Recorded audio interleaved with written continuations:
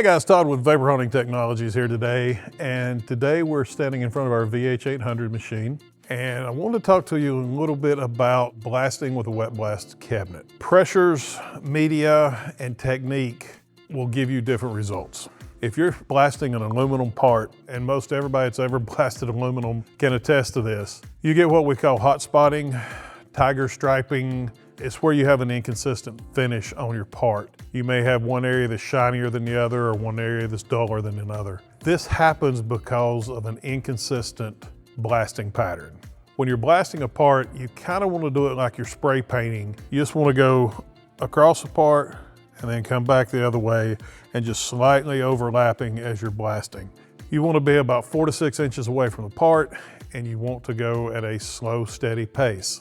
That being said, glass bead and aluminum is where you'll get hot spotting. You won't really hot spot using an aluminum oxide, but again, you don't want to use aluminum oxide on an aluminum part unless you're looking for a very dull and matte finish or you're planning on painting it afterwards.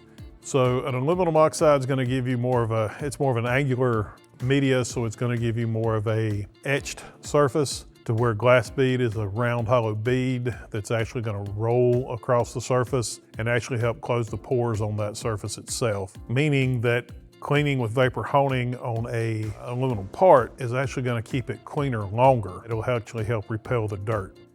That being said, the pressure that you actually blast with can make a difference too. Higher pressures, you're not really going to damage the part, but you may take it beyond the point that you can back it off. When somebody is asking about pressures for parts, I usually tell them start at a lower pressure and work your way up. It's easier to do it that way.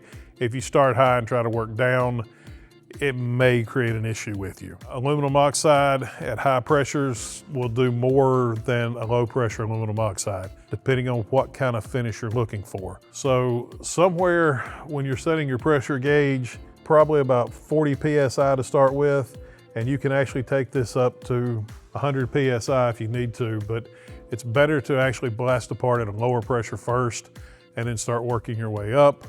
And in the reverse side of that, if you're using glass bead on aluminum, you can actually blast it at 40 to 80 PSI, and then you can turn this all the way down to 0 and go back over the part. When you turn it back down to 0, you're basically running just off pump pressure, and that will actually help brighten up that part while you're finishing it.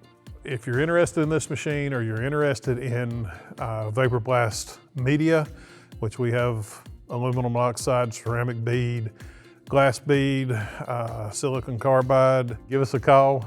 We'll be happy to help. Phone number is 828-202-5563. Thanks for watching.